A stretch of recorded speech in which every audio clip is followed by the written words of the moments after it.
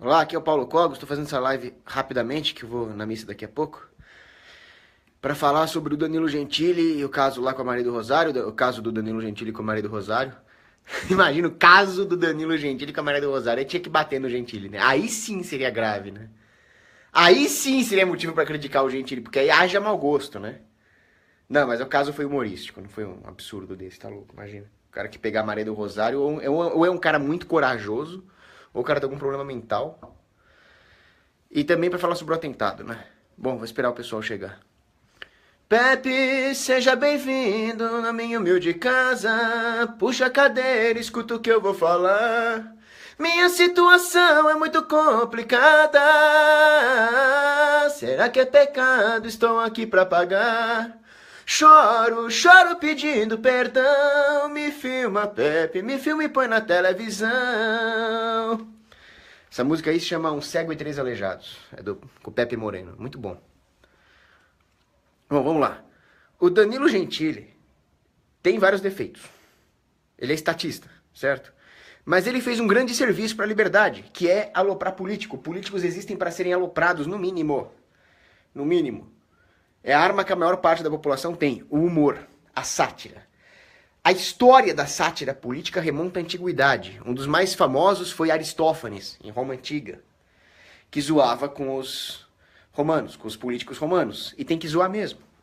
Afinal, os políticos, eu já disse isso em várias lives, eles se emprestam a si próprios uma falsa dignidade, de forma que a população se submeta a eles. Dignidade esta que eles não têm. Voltemos-nos à teologia moral. Quando que uma ofensa, uma sátira ofensiva é pecaminosa? Por exemplo, se você faz uma piada com Deus, é uma blasfêmia. Se você faz uma sátira contra os santos, é outra blasfêmia, porque a dignidade deles é muito alta.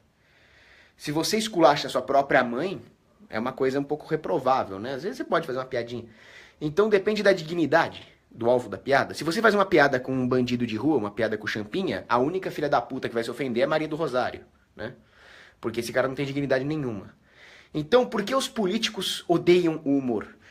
Porque o humor tira dos políticos a máscara de falsa dignidade que eles têm. É uma coisa maravilhosa. Muitos filósofos políticos já falaram da importância do humor político, passando por Bertrand de Juvenel, Hans Hermann Hoppe. É muito importante satirizar o sistema. Essa era uma das vantagens, por exemplo, de figuras como o Tiririca nas eleições. Não que eu tenha votado nesse cara. Mas é saudável que haja aqueles candidatos zoados. Todo mundo fica falando merda, né, durante as eleições. Ah, que bosta que é o Brasil, candidatos zoados, fazendo pouco caso das eleições, fazendo pouco caso da democracia. Isso é maravilhoso, fazer pouco caso dessa merda, mesmo pra população acordar. Pra tirar essa falsa respeitabilidade da política. Então é muito bom que tenha candidatos como o Rambo lá, que vem com metralhadora lá nas eleições, que tem o Tiririca, né? Vocês sabem o que é que faz um deputado federal? Eu não sei, mas vota em mim que eu te conto. Oh, isso é bom, cara. Isso é saudável. Né? A outra lá, tinha um candidato lá que era um traveco velho. Aí, o cara travestido lá escreveu assim: a democracia é uma festa. Cara, isso é a coisa mais saudável que existe. Porque é pra esculachar o sistema. Quais regimes proíbem o humor político? Não preciso, né? Não preciso nem... É muito fácil de adivinhar. União Soviética, Alemanha Oriental, Cuba, sempre são esses filhos da puta os que mais reprimem o humor político. Então isso é típico de totalitários. Eu estava até lendo hoje um livro que era uma antologia de piadas anti-stalinistas que circulavam na União Soviética em alguns meios bem corajosos ali, né? Porque imagina se o Stalin pega e vai pra fazer um passeio só de ida pra Sibéria. Uma delas, por exemplo, era assim: um soviético e um americano estavam discutindo. Aí o americano falou assim: Hey, we have chocolate, motherfucker! Aí o soviético fala: vocês têm chocolate, mas nós temos o camarada Stalin. Aí o americano: Yeah, dude, if we want, we can get a Stalin too. Se nós quisermos, nós podemos ter um Stalin pra nós também. Aí o soviético: mas aí vocês não vão mais ter chocolate. Esse tipo de piada era proibida na União Soviética. E o que tá acontecendo no Brasil? Nós estamos proibindo de fazer piadas com esses filhos da puta desses políticos. Agora, por que se faz humor? Por que se faz piadas? Porque alguma coisa está errada. Então nós nos divertimos com esse erro. E faz parte da humanidade, então, buscar a esperança, buscar transformar situações ruins ou pelo menos buscar extrair alguma coisa boa das situações ruins, e assim a humanidade vai sobrevivendo ao exílio. Por isso que Mark Twain dizia que a substância secreta por trás do humor não é a alegria, é a tristeza. É daí que nós extraímos o humor. É daí que nós extraímos o que há de divertido nessas situações. E o que causa mais tristeza no mundo do que a política? É por isso que existe tanto humor político. Porque os políticos causam tristeza, os políticos causam desolação, os políticos causam tragédia, e aí nós fazemos piadas com isso. Porque muitas vezes é a única saída que um povo tem para poder continuar sendo felizes apesar da política. E realmente é uma obrigação moral ser feliz. Eu conheci esse fim de semana uma menina paralítica com vários problemas motores, problemas... ela usava fralda e tal, e ela era uma menina feliz. Então, que desculpa nós temos só porque o governo nos cobra impostos, né? Claro, nós não podemos nos resignar, deveríamos pegar em armas e matar os fiscais da Receita, isso é outra coisa, mas isso não tira a nossa obrigação de ser feliz. E o humor é o exercício dessa obrigação moral. O humor é quase um dever moral, principalmente se tratando de humor contra os políticos, né? Então eles causam tristeza, os políticos. Eles têm que ser, no mínimo, zoados. Deviam ser mortos, mas vamos pelo menos zoá-los, certo? Agora, por que é necessário zoar a política? Por que o humor é tão importante? O humor é importante justamente pelo que eu falei. É muito difícil explicar a escola austríaca para a população, é muito difícil explicar filosofia política para a população, é muito difícil você chegar pro povão na rua e mandar ele ler isso aqui. É difícil. É difícil. Agora, quando você traduz, quando vem um humorista e artisticamente resume toda a situação, cuja teoria por trás teria que ser explicada por esses livros aqui, e ele resume no humor, que é uma linguagem universal. Eu não me lembro o nome do filósofo que falava que justamente isso nos torna irmãos, a capacidade de ter senso de humor quase que universal. O humor consegue então traduzir para a população as absurdidades da política, de forma que um homem simples, analfabeto, possa pegar uma tirinha num jornal e falar, porra, tá tudo errado mesmo, é tudo mentira dos políticos. De alguma maneira, usando a sua intuição, ao ler o humor, o homem simples, analfabeto, percebe as mentiras do sistema, os embustes da mentira política ali naquela tirinha de humor. Por isso que ela é uma arma poderosa, porque os filhos da puta dos políticos sabem que ninguém vai ler isso aqui. O povão, né? Mas o humor leva isso pra eles usando a arte como mediação. E ela é necessária. Agora, quando vai o político e proíbe o humor, o que é isso senão mais uma prova de que o humor, de que a sátira política é necessária? Então, é o seguinte, fiquem bem atentos para ver quem é que proíbe o humor contra si próprio, e vocês verão contra quem é mais necessário fazer piadas e sátiras. Se é o governo que proíbe essas piadas, é mais um motivo para fazer mais dessas piadas. É análogo ao armamento. É aquilo que eu falo. Se o governo permite que você tenha armas, tenha armas. Se o governo não permite que você tenha armas, tenha mais armas ainda. Porque puta merda, cara. Aí você vai precisar. Mesma coisa o humor. Aquelas instituições que ficam todas ofendidinhas a ponto de querer te proibir de fazer humor, são os alvos prioritários da sátira. E é isso que o Gentili fez. O Gentili foi zoar aquela porcaria que não é nem humana da Maria do Rosário. Qual foi a reação da Maria do Rosário? Usar o aparato armado estatal para censurar o Danilo Gentili, usar força. Ficou todo ofendidinho simplesmente porque ele picou o papel, enfiou no saco e mandou lá um negócio fedendo a pelos pubianos lá para Maria do Rosário. Então, é aquilo. O Danilo Gentili faz uma piadinha. Reação da Maria do Rosário. Uso do aparato estatal armado para cercear o Danilo Gentili. Champinha tortura a menina por 3 dias, mata o namorado dela, depois estupra ela e depois mata ela. Reação da Maria do Rosário. Tadinha, uma vítima do CCZ. Maria do Rosário. Eu não tenho o mesmo dom humorístico que o Danilo Gentili. Eu tenho o dom do xingamento. Então você vai tomar no meio do seu cu, sua vagabunda, sua capivara lampreia de merda, rastejante no esgoto, sua verme que no próprio vômito revolve. Vai tomar no... Agora eu não tô pra piadinha, não. Porra, eu queria saber fazer umas piadas assim. Então, como eu não tô inspirado hoje pra piada, tô inspirado pra você tomar no meio do teu cu. Sua vagabunda, ladra, assaltante, bandida, comunista, nojenta. Então, Danilo Gentili fez ele muito bem. ele faz o mínimo que nós deveríamos fazer. O que a população devia fazer era se revoltar em pegar em armas. Mas como que a população vai se revoltar em pegar em armas se eles respeitam a classe política? O primeiro passo é o humor, é desrespeitar a classe política. Porque eles não são dignos de respeito, então o humor torna as coisas transparentes. Se alguém faz uma piada de mau gosto contra alguma coisa digna, que não deveria ser alvo de piadas, essa pessoa vai acabar sofrendo um boicote moral verdadeiro.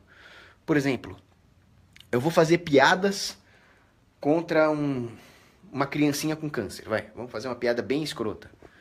Se eu for fazer uma piada contra a criancinha com câncer, como é que as pessoas vão me olhar? Certo? Então isso vai automaticamente perdendo a graça. Uma piada dessa não tem graça. Mas uma piada com um político costuma ter muita graça. E as pessoas concordam. Aparecem os carinhas na internet revoltados. Ah, o Danilo Gentili fez piada com a Maria do Rosário e tal. Quem são esses? Esses são a esquerda. A esquerda, ela é tão pervertida que ela perdeu até o senso de humor. Eles não acham graça, primeiro porque a esquerda é realmente menos inteligente. Pessoas de esquerda são mais burras, pessoas de direita, conservadoras, libertárias são mais inteligentes. Isso aí já tem estudos. E o senso de humor está ligado à inteligência. Então não dá para esperar muito senso de humor de esquerdistas. Não é a especialidade deles. A especialidade deles é propaganda, não é senso de humor. Agora, se vocês pararem para pensar, tem mais uma outra coisa que deve ser dita aqui. O Charlie Hebdo, que faz umas piadas idiotas. Faz umas piadas contra a minha religião, que é o cristianismo. Agora, eu sou um cristão. Eles fazem piada com o cristianismo, o que eu faço? Eu rezo, meu Deus, que eles se convertam, que eles parem com isso. Só que aí eles foram zoar os islâmicos, os muçulmanos. Aí eles descobriram que muçulmano e cristão não é a mesma coisa, né? Eles foram zoar os muçulmanos, o que os muçulmanos fizeram? Entraram no Charlie Hebdo e mataram os caras, metralharam eles. Descobriram o que é realmente o Islã, né? Religião da paz. Vai se fuder, religião da paz. Religião da paz é minha bola esquerda. Descobriram que é uma doutrina assassina. Descobriram da pior forma. Agora, me diz uma coisa, qual é a diferença entre a Maria do Rosário e o Islã? Vocês já pararam pra pensar nisso? O Charlie Hebdo faz uma piadinha e é metralhado. Danilo Gentili faz uma piadinha e é ameaçado pelo aparato estatal, através da Maria do Rosário. Qual é a diferença? Poucas. Eticamente falando, muito poucas. Então, realmente, no paralelo que nós podemos fazer é entre a Maria do Rosário e o Estado Islâmico. É entre a esquerda, politicamente correta, e o Islã. A censura. A falta de ética. Daí a importância de gente como o Danilo Gentili. Daí a importância de gente como, por mais que eles sejam babacas, o Charlie Hebdo. O Danilo Gentili também é um babaca, muitas vezes. Ele faz piadas idiotas, ele faz piadas de mau gosto. Mas as piadas não estão aí para satisfazerem o meu gosto, tá? A liberdade de expressão existe para proteger o discurso que te ofende, porra. A liberdade de expressão existe para proteger o discurso que você não gosta. Então, o Danilo Gentili não é um humorista contratado por mim para fazer piadas que me agradem. Ele fala um monte de merda, ele faz um monte de piadas escrotas. E ele tem direito de fazer isso. Isso é liberdade. Isso é liberdade, porque a piada X que ele fez me ofende. A Y ofende o Zé. A Z ofende a Joana. Bom, então ninguém mais vai fazer porra nenhuma, né? Agora, sem a sátira, como é que nós vamos realmente ter uma ideia da dignidade das coisas? Porque a hora que você começa a perceber o mau gosto de uma piada, você começa a perceber então que o alvo da piada tem dignidade. Agora, a hora que simplesmente o alvo da piada proíbe, ele mostra o medo que ele tem de que a sua falta de dignidade seja exposta. E essa é a verdade sobre o Estado e o seu ódio contra o humor. Certo? Agora, vamos falar um pouco do atentado que teve lá em Londres. Vem aquele cardealzinho nojento chamado Jorge Bergoglio, tá? Ele é papa, por acaso. Papa Francisco. Eu respeito o papado, sou católico, sou antiscismático, eu não sou sedevacantista. Mas eu tenho todo o direito de não gostar desse papa. E eu não gosto dele porque ele é um nojento, socialista, desgraçado. Ele já me encheu o saco. Muitos santos, inclusive, atacaram, e atacaram com razão, membros do clero. Porque os membros do clero podem ser o que for, mas eles não são Cristo. Então eles têm que ser atacados, principalmente se eles atentarem contra aquela própria autoridade da qual eles estão investidos. Então, se um papa, como dizia o bispo Grosseteste, se um papa, pela sua canalice moral, pela sua idiotice, pela sua falta de depõe contra a própria autoridade papal, esse papa é um bosta. É claro que o Grosseteste não usou essas palavras, mas é o caso do Jorge Bergoglio. Vocês já pararam para pensar o que ele tá fazendo com a cristandade? Hoje eu tava vendo um vídeo lá. O filho da puta do muçulmano entrou numa igreja em Roma e começou a quebrar estátuas do século IX. E o que esse filho da... Calma, não exagera também, né? O que esse babaca do Jorge Bergoglio falou? Vamos construir pontes, não muros. Primeiro que o desgraçado vive atrás de um muro, né? Hipócrita. Segundo, que a ponte serviu de palco para um atentado. Uma van atropelou os pedestres, né? Uma van. Tava possuída, né? Poltergeist. Não foi uma van porra nenhuma. Foram terroristas hindus? Não. Budistas? Não. Ateus? Não. Pentecostais? Não. Judeus? Não. Cristãos? Muçulmanos. Muçulmanos! Atropelaram e mataram as pessoas. Pra variar. É sempre a mesma porra. Não vamos tirar conclusões precipitadas. Olha, teve um atentado, não se sabe, mas não vamos já chegar e falando que foi muçulmano. Como é que era o nome dele? Ahmed Abdul bin Aziz Mohammed. Mas não dá pra afirmar que isso é muçulmano. Ah, o cara era muçulmano, o cara gritou Allahu Akbar antes de matar as pessoas. Mas Allahu Akbar é só uma palavra em árabe. Porra, quando que vocês vão falar a verdade, cacete? Foram muçulmanos. Foram muçulmanos. Foram muçulmanos. Religião da paz ao cacete. Aí vem o tal do Guga fucking Chakra. Escreve um negócio que eu tava comendo, porra. A minha mãe hoje que fez a comida, o fettuccine, a bolonhesa. Para usar um termo popular, topzera. Eu tava lá comendo fettuccine. Aí vem uma mensagenzinha no WhatsApp. Eu abro. Mamãe, espera só um pouquinho que eu vou ver o que chegou aqui no WhatsApp. Guga Chakra disse o seguinte: o número de vítimas teria sido muito maior se os terroristas tivessem armas de fogo, como foi em Orlando e São Bernardino. Ainda bem que não tem arma lá na Inglaterra. Eu quase vomitei o fettuccine. Você não tem direito de fazer isso com a minha comida italiana de domingo. Porra. Como é que você faz um negócio desse comigo? Vamos lá. Orlando e São Bernardino eram duas localidades onde as armas de fogo eram proibidas. Então só isso já acabaria com o seu argumento. Segundo, o número de mortos no atentado em Nice, na França, foi muito maior que Orlando e São Bernardino e o filho da puta usou um caminhão. O que você quer fazer então, ô caralho? Você quer proibir caminhão? Terceiro, eu li como é que foi a resistência dos civis britânicos contra os terroristas. Um jogou um pedaço de pão na cara do terrorista, outro veio com uma cadeira, outro veio na porrada, o outro jogou uma cesta. Porra. E você sabe como finalmente pararam os terroristas? Adivinha? Com flores! Não. Com ursinhos carinhosos escritos Let's pray for... Não, foi com armas de fogo, caralho.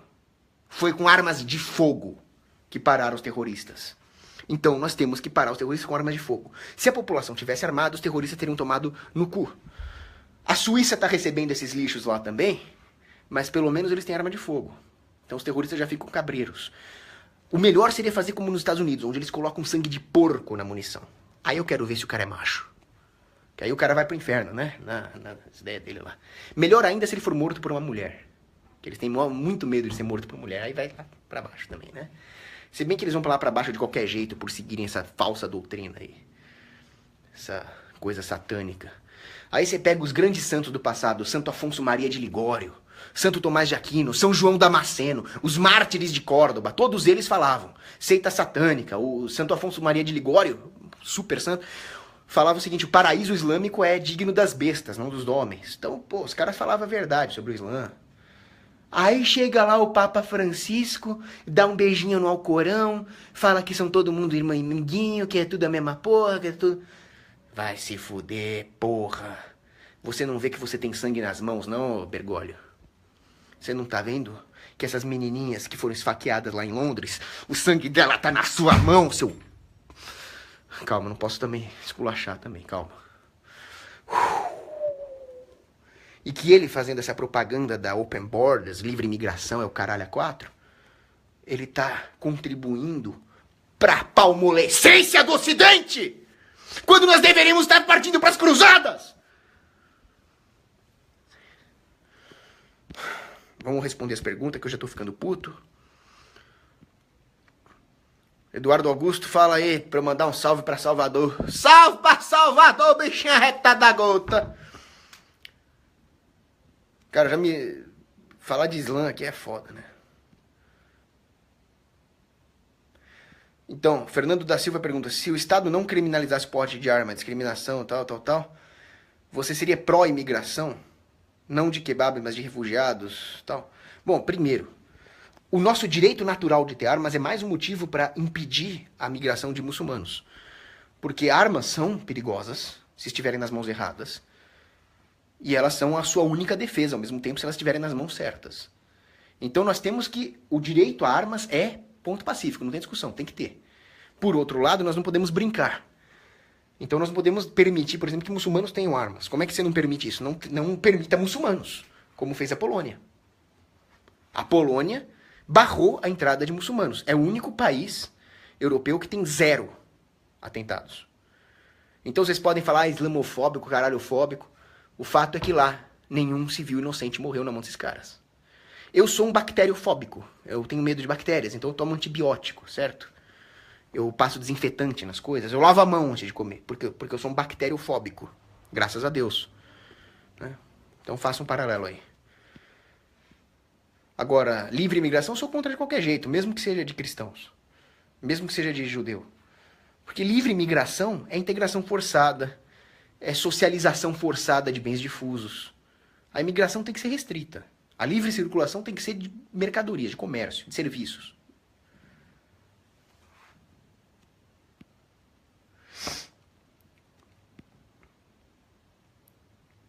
Aí, o Gus White está confirmando o que eu falei. Polônia está livre por enquanto. O que você pensa dos filhos de Odin, né? Soldados de Odin. Eu acho que devia dar bazucas pra eles.